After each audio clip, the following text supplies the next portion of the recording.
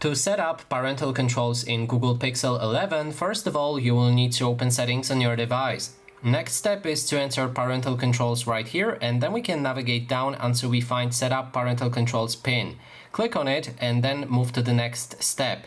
Now you can create a pin that you will use to unlock and change settings for parental controls. So make sure to remember that pin, confirm it, and then you can add a Google account in case that you forget the pin for recovery. In this case, I'm gonna skip it. Of course, you can log into your Google account if you like. When we have that done, we can adjust the settings for parental controls. So there's multiple different options. You can put daily limit for how long you'll be able to use this device on specific days. Pardon me for that. You can go for app limits and set specific timers on apps for how long you can use them. You can go for another app limit that allows you to get more limits to different apps.